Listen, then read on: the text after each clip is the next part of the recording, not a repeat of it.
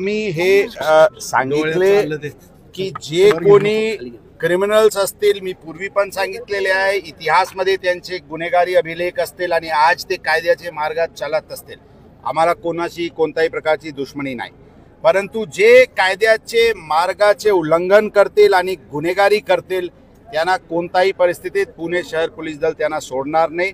पूर्ण यांचे जे इकोसिस्टम आहे, फक्त त्यांना अटक करून प्रतिबंधक कारवाई करणे हे आमचे काम नसते. याचे व्यतिरिक्त जे काही त्यांना प्रत्यक्ष अप्रत्यक्ष मदत करणारे, त्यांना सहकार्य करणारे, त्यांच्या किंवा त्यांचे सहकार्यांचे टोलीला ग्लोरीफाई, क्रिमिनल ॲक्ट्सला ग्लोरीफाई करणार किंवा जे काही त्यांचे आर्थिक स्रोत आहे, इकॉनॉमिक ॲक्टिव्हिटी आहे, जे जबरदस्ती ते दमबाजी करून किंवा लोकांना त्रास देऊन ते काही मालमत्ता जे हस्तगत केलेले आहे त्यांचे प्रोसीड्स ऑफ क्राईममधून जप्ती करणे, खरं तर पूर्ण इकोसिस्टम त्यांचे डिस्ट्रॉय करण्याची भूमिका पोलीस दलांची आहे. आणि त्याच दृष्टिकोनातून आम्ही वेगवेगळे टोली ज्यांचे क्रिमिनॅलिटी दिसून आला त्यांचे विरुद्ध सुरू केलेले आहे आणि ही कारवाई सुरू राहणार आहे. आणि मला पूर्ण विश्वास आहे की ही जी कारवाई पुणे शहर पोलीस दलांनी सुरू केलेली आहे ती एक इन्व्हेस्टमेंट आहे आणि पुढचे काळात ज्यावेळी हे जरी बाहेर आले तरी पण त्यांचे दबाव आम नागरिकांना राहणार नाही. त्यांचे पूर्ण जे टोली किंवा जे इकोसिस्टम आहे ते त्यावेळी उभे राहणार नाही. अशा प्रकारची लॉंग टर्म परिणाम या जे ॲक्शन आहे त्याचे होते. उच्च न्यायालयात रीट याचिका दाखल केली आज गायवाळाने आणि एकूणच त्यांनी सांगितलंय की कुटुंबावर दबाव आणला आणि सर्च वॉरंट नसताना देखील ते न्यायालयीन प्रकरण आहे, त्याबद्दल काही आम्हाला टिप्पणी करणे संयुक्तिक नाही आहे.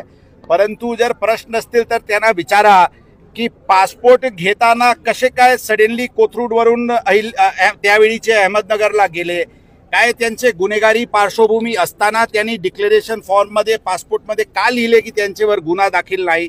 त्यांनी काही जबरदस्ती व्यावसायिकांकडून 10 फ्लॅट त्यांचे जबरदस्ती ताब्यात घेऊन त्यामध्ये लोकांना घुसवला किंवा सिम कार्ड कोणाचे दुसऱ्याचे नावाने खोटा दस्तावेज हस्तगत करून ते केला. त्यांना प्रश्न विचारा आणि ते उत्तर देण्यास नक्कीच समर्थ राहणार. देशातून आपण त्यांना कसं आणणार आहोत, कारण आपल्या जी काही आमचे लीगल प्रक्रिया आहे ते लीगल प्रक्रिया सुरू आहे, नक्कीच ते येणार, त्यांना आणणार. Sorry, like red corner notice, blue corner notice?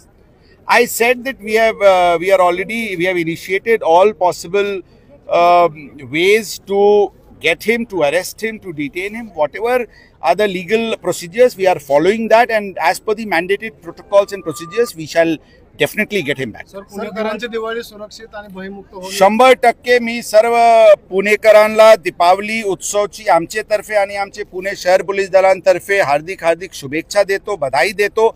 आणि पुणे शहर पोलीस दल शहराचे आम नागरिकांचे सुरक्षासाठी पूर्णपणे पारदर्शकरित्याने, इमानदारीने आणि मेहनतीने प्रयत्नशील आहे. नक्कीच या दीपावली उत्सव अत्यंत शांततेत जातील. थँक्यू.